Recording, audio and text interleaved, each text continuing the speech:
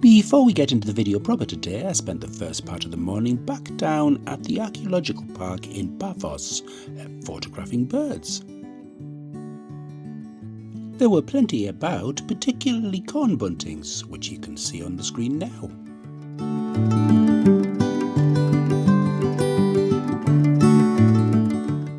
There were also numerous crested lark,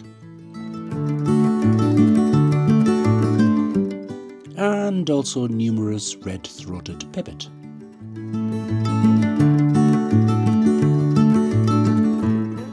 Finally, the same kestrel that we saw yesterday, and some hooded crow.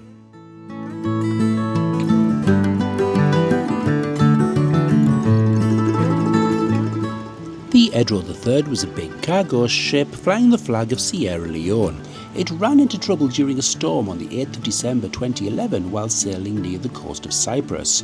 Strong winds and rough seas pushed the ship onto some rocks near Paphos. Luckily, the crew was rescued safely by helicopter. However, the ship got stuck on the rocks and couldn't be moved because it was too dangerous and expensive. Now it sits there, tilted to one side, a giant shipwreck frozen in time.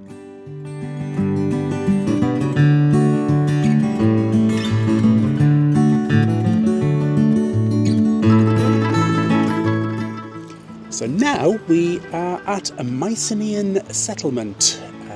It is just north of Paphos.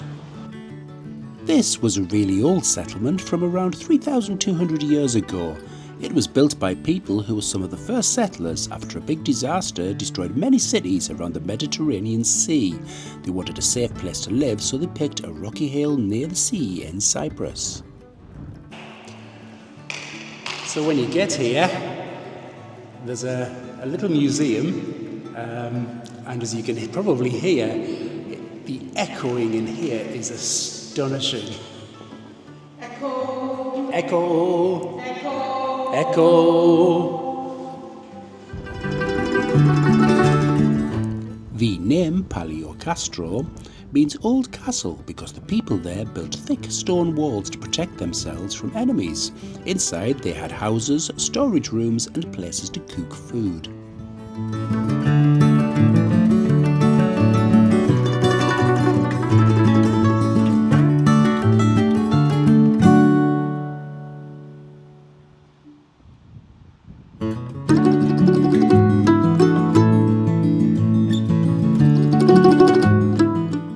So another archaeological site for the day. This is the village of Lempa, which is a prehistoric settlement. It has both reconstructed houses and the remains of the original houses here. Lempa is located approximately 4 kilometers north of Paphos and dates back to 3900 to 2500 BC. Excavations have revealed well-preserved circular stone and mud brick houses, communal areas and a cemetery with grave goods, indicating a society engaged in agriculture, animal husbandry and pottery production.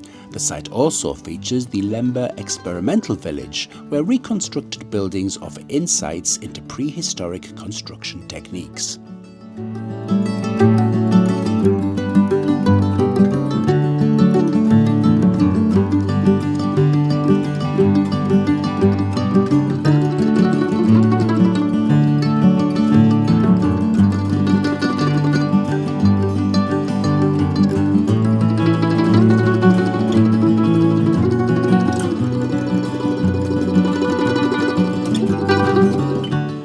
So the final archaeological site of the day, this is the Pillar of St. Paul, where St. Paul was reputedly flogged after preaching in Cyprus.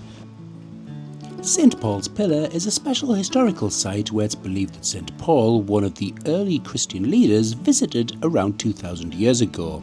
According to stories, when he came to the city of Paphos to spread the message of Christianity, he was tied to this very pillar and whipped as a punishment for his beliefs. But he didn't give up. His bravery helped inspire many people, including the ruler of the area, to become Christian. Today you can still visit the pillar, standing among ancient ruins, and imagine the powerful events that took place there long ago. Keep off the mosaic.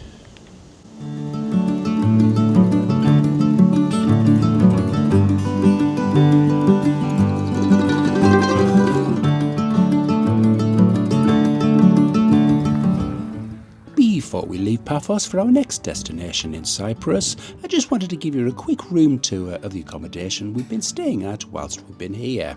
I have to say I can thoroughly recommend it, and I'll drop a link down in the description below.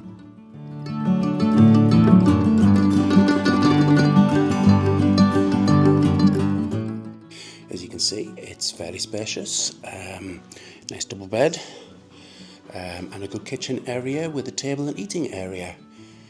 See, it has quite a few facilities. You've got the microwave, coffee, toaster, and fridge, kitchen sink, ceramic hob.